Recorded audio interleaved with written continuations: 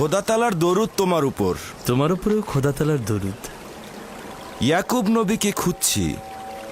তার কাছে কি চাও? আমি তার কাছে মিশরের এক কয়েদি জওয়ানের পয়গাম নিয়ে এসেছি। কি বলছিলে? একজন কয়েদি জওয়ান?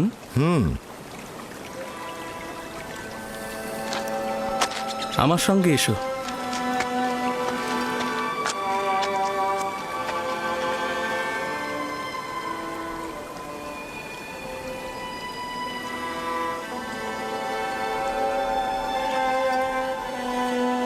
এসো। সে দেখতে কেমন ছিল? লম্বায় কতখানি ছিল? তার বয়স কত ছিল? দীর্ঘদেহী ছিল, আর বয়স তো 30-32 হবে। দেখতে নিশ্চয় সুদর্শন ছিল। তার নাম কি ছিল? তার নাম তো ইউসুফ ছিল, তাই না? তার নাম সওয়াল করেছিলাম, কিন্তু বলল যে নাম বলতে অপারগ সে। তার সৌন্দর্য খুব একটা লম্বা চুলার দাড়ির কারণে ঠিক বোঝাই যাচ্ছিল না। আমার ইউসুফের সৌন্দর্য অন্ধকারের মধ্যে বোঝা যাবে। কোনো কিছুই তার সৌন্দর্যকে আড়াল করতে পারবে না। কেনানের গণ্যমান্য ব্যক্তির কথা সওয়াল করছিল, আমি আপনার কথা বলেছিলাম। 12টি পরিপূর্ণ শাখার বিষয়ে সওয়াল করেছিল, বলেছি একটি শাখা বিচ্ছিন্ন হয়ে গেছে। তার নামটা কেন বলেনি? কেন বলেছে অপারগ? ও যদি আমার ইউসুফ হতো তাহলে বলতো তার পিতার জন্যই বলতো। তুমি না বললে জোয়ানের কাছ থেকে পয়গাম এনেছ? হ্যাঁ, সে বলেছে অচেনা ও দূরের অতীত কয়েদিদের জন্য দোয়া করতে। খোদাবন্দ তাকে কারাগার থেকে নাজাত দিন। কয়েদি আরও বলল, যখন আপনি আপনার হাত খোদা তাআলার উদ্দেশ্যে তুলবেন, তখন পিতার থেকে দূরে থাকা অপরিচিত সন্তানের জন্য দোয়া করবেন।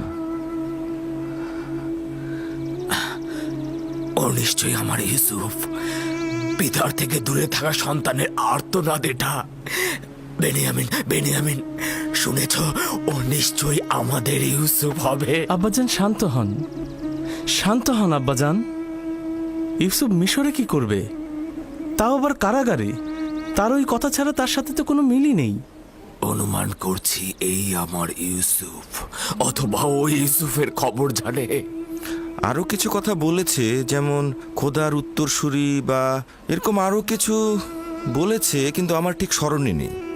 হে আমার পরওয়ারদিগার, ওই কয়েদিকে জেলখানার অন্ধকার থেকে তার পিতার পরিপূর্ণ দয়ার কোলে ফিরিয়ে দাও। তার পিতাকে দীর্ঘ বিচ্ছেদের জ্বালা থেকে রক্ষা করো।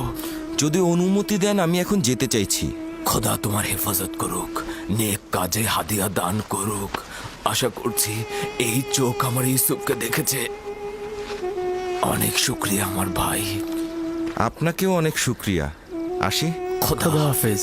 খোদা হাফেজ।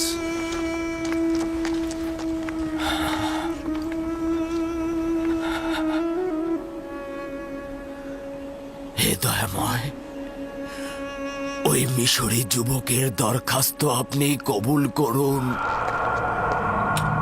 আলী জনাব, সেনাপতি কক্রব।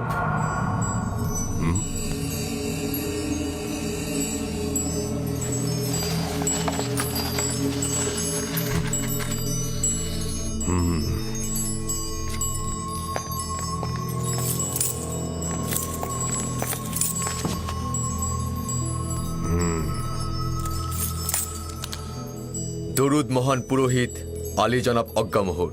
মিশরের মহান খোদাবান্দেগার বাদশাহ তৃতীয় আমেনহোতেপ মহান খাদেম আজ্ঞামোহরকে এক জাঁকজমকপূর্ণ অনুষ্ঠানে যাবার জন্য আমন্ত্রণ করেছেন।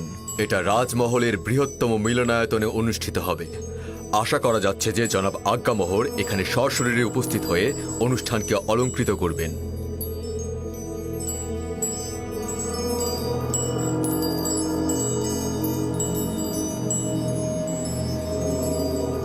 মহামান্য বাদশার প্রতি শুকরিয়া জানাচ্ছি এবং তার মেহমানিতে হাজির হব।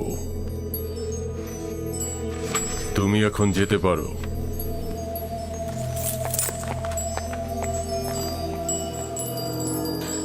এটা নিশ্চয়ই আমাদেরকে আটকানোর কোনো ফাঁদ। কেন রাজি হলেন? উপায় নেই। হাজির না হওয়া মানে বিদ্রোহ, অর্থাৎ আমেনহোতেপের বিরুদ্ধে যুদ্ধ ঘোষণা। অন্যদিকে আপুপিসকে নিয়ে যদি কোনো ঘটনা ঘটে যায়, তাহলে আমরা উস্কানিদাতা হিসেবে পরিচিত হব এবং তার জন্য অপরাধী হয়ে যাব, গ্রেফতারও হতে পারি। যদি এই মেহমানদারি ফাঁদ ও ষড়যন্ত্র হয়ে থাকে তাহলে কি হবে? পাদিয়ামনের উচিত হবে তার সিপাহীদের আদেশ দেওয়া যেন তারা প্রস্তুত থাকে, বিপদে যেন তারা পদক্ষেপ নিতে পারে। আমরাও শহরের কিছু গণ্যমান্য ব্যক্তিকে ওই মেহমানদারিতে নিয়ে যাব, যেন হাজরানে মজলিসের সামনে আমাদের বিরুদ্ধে কোনো পদক্ষেপ না নিতে পারে। এটা ভালো হবে, কারণ আমাদের অসংখ্য অনুসারী রয়েছে। আমেন হতেবের এত সাহস হবে না যে এই অনুসারীদের মাঝে অজ্ঞামোহরকে অপমান করবে।